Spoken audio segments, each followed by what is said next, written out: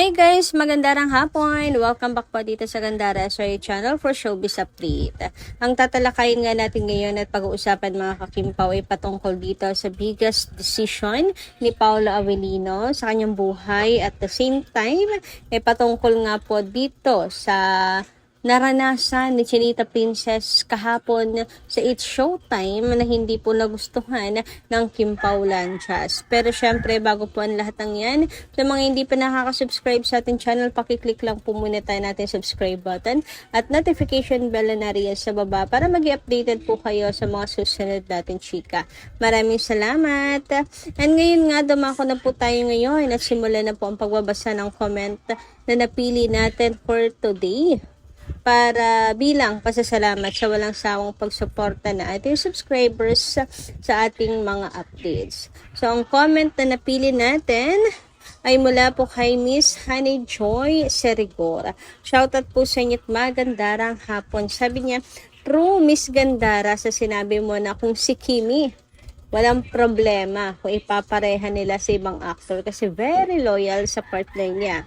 Kaya lang, kung si Paolo naman, hindi natin alam kung sakali man napapayag siya na makipagtambal ulit sa mga naging ex niya. Mahirap tahanan? Mahirap na tingnan nyo nangyari sa kanila ni LJ. Hindi reason yung bata pa sila noon, kaya nagkahiwalay sila. Hindi ko sinasabi, Miss Gandara, na walang tiwala kay Paolo. Pero iba kasi, pag lalaki, madaling matukso. Kaya kung maaari, Kim and Paolo, wag na kayong makipagtandem sa iba. Kasi kahit kayo na lang palagi ang magpartner, okay lang sa mga Kim Pao fans. Diyan kasi, mag-uugat minsan yung pagbabalikan. Hindi ko naman sinasabi na wala silang tiwala sa isa't isa, Miss Gandara. Gets na gets ko, Miss Honey Joy, wala kayong dapat na i-explain tungkol po dito sa usapin na yan. Anyway, ito yung dahilan at isa sa dahilan na nakikita ko mga kakimpaw kung bakit si Paolo Avellino ayaw na pong makipag-partner sa iba. At hindi po nagsasawa na makatrabaho si Chinita Princess at ang gusto niyang makatrabaho na lamang po ay si Chinita Princess or si Kim Chiu. Dahil sa bagay na yan, ayaw na po niyang malink pa sa ibang babae, mga kakipi, dahil ang buhay niya ay na kay Chinita Princess na lang. Siguro iniiwasan din ni Paolo Avellino yon, yung mga bagay na yan, mga kakimpaw. And alam niya rin na hindi magugustuhan ni Kimi, di ba? Nalala ko yung interview ni Chinita Princess kasama si Paolo Avellino nito ha.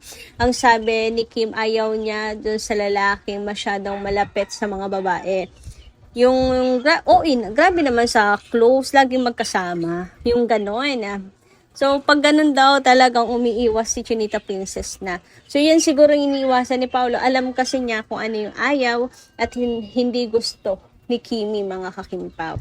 Doon pa lang may parinig na mga kakimpaw. And dahil love ni Paolo, si Kim talagang hindi po siya nakikipagmalapit po sa ibang mga babae. Talaga mga kakimpaw.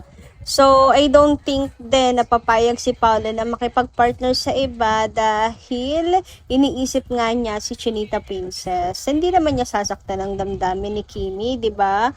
Well, kung magpapaalam siya kay Kim, for sure papayag si Kim, di ba?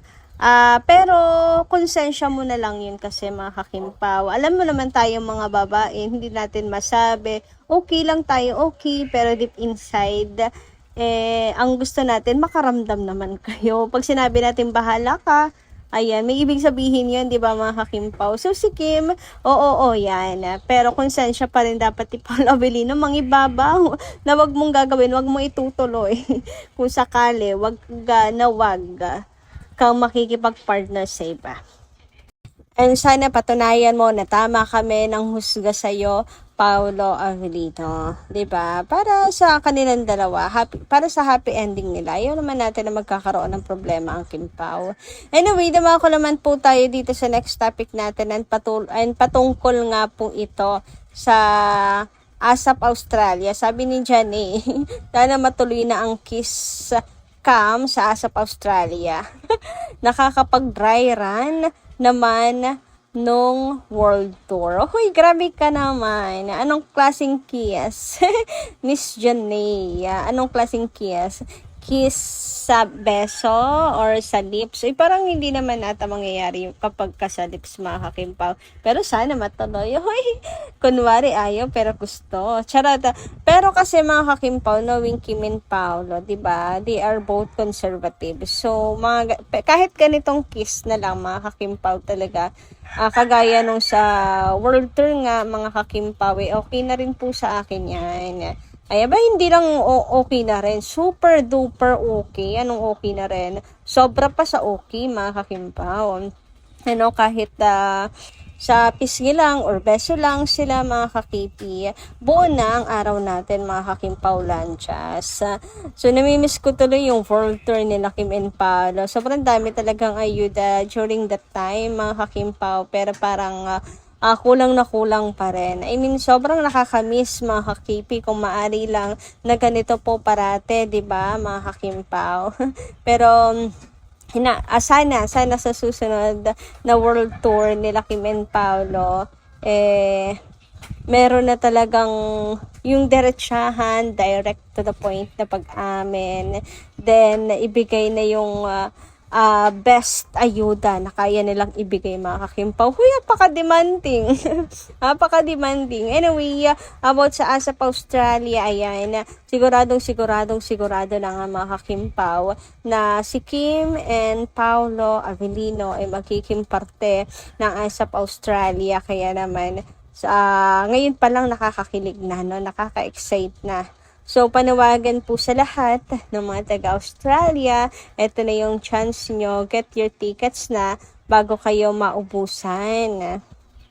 Wala pa akong update tungkol sa tickets ngayon, mga kakipi. Ano kaya ang update? Biglaan kaya na dami po ng sold, halos maubos na agad ang tickets after ma-announce ng Kim Pao. Ang sarap sana ng ganong klaseng update, mga kakipi, na biglang nagkakaubusan, biglang sinugod ng Kim Pao Lanchas ang ticket para sa ASAP Australia dahil sa Kim Pao.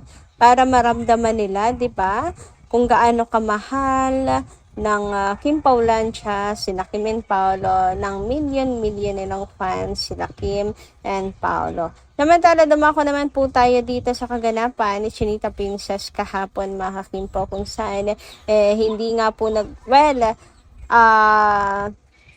pag-usapan muna natin ang ganda ni Chinita Princess. Sana po bago tayo jump at tumalon sa ating update. Grabe ang ganda ni Kimi. So, nakadalawang suot nga po siya, nakadalawang palit siya, mga kakipi, ng Filipiniana dress niya, and super pretty ni Kimi. Lahat talaga bagay po sa kanya, mga kakimpaw. Ngunit tila napagtitipan si Kimi, mga kakimpaw, kahapon. Yung pagpapalit niya ng damit, ewan ko ba anong meron, pati daw po talaga alahas ay palit yan. All change.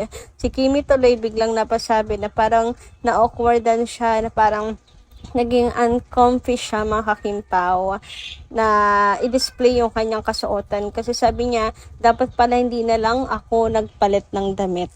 Diba? Tapos bigla nilang babawiin. Ang ganda kaya kung kailan naging uncomfortable na si Chinita Princess. Pero bukod po dyan, meron pang hindi nagustuhan ng Kim Pao Lanchas. Patungkol nga po sa sinabi ni Kimi na life is limitless. Life is wide, limitless. So, pinagtawanan po kasi siya ni Vice at saka ni Kuya Bong.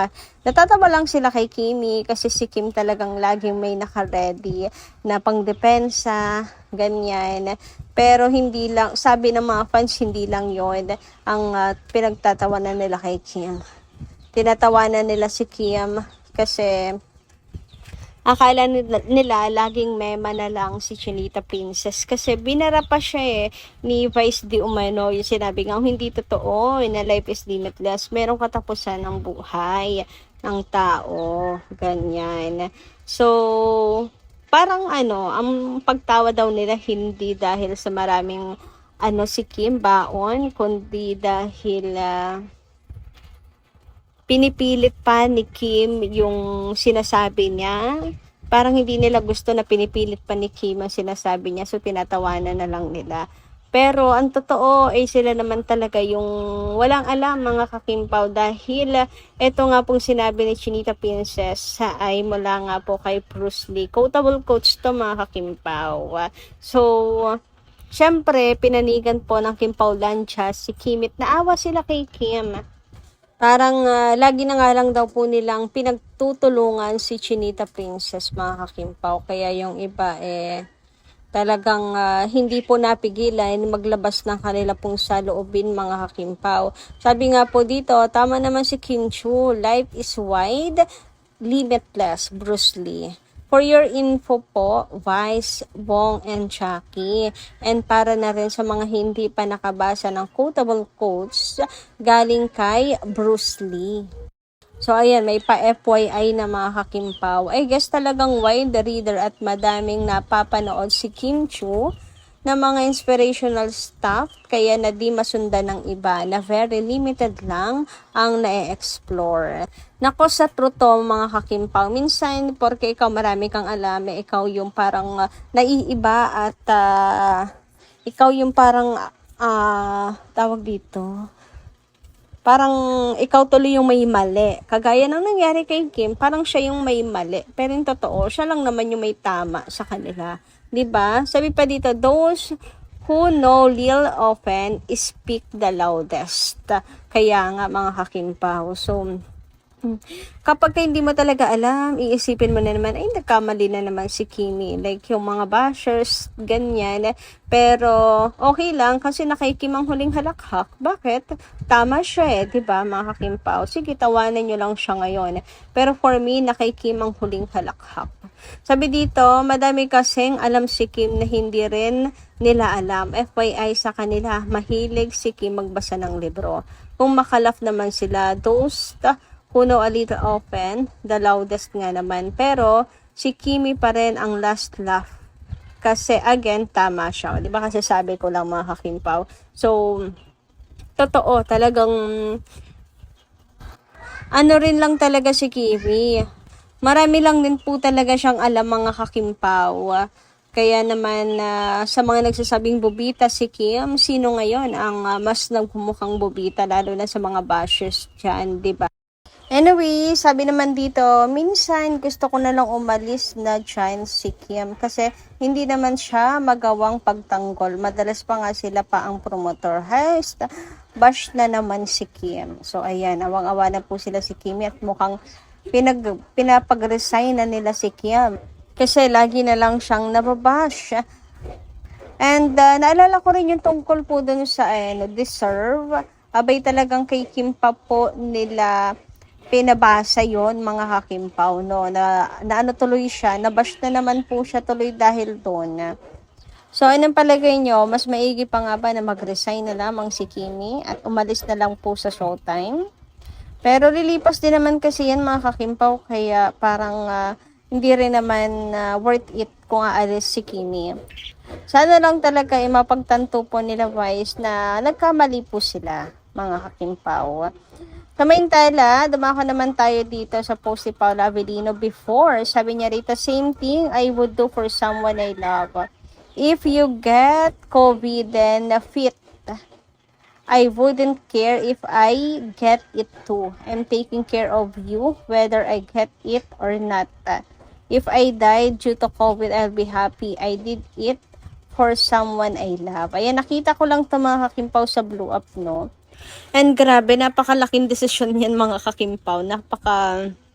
Ano po niya na big decision mga kakipi. Kasi syempre, di ba, buhay mo nakasalalay rin dyan mga kakimpaw, di ba? Pero ganun po si Paula Avellino magmahal mga kakimpaw. Talagang iingatan ka, sasamahan ka hanggang huli mga kakipi.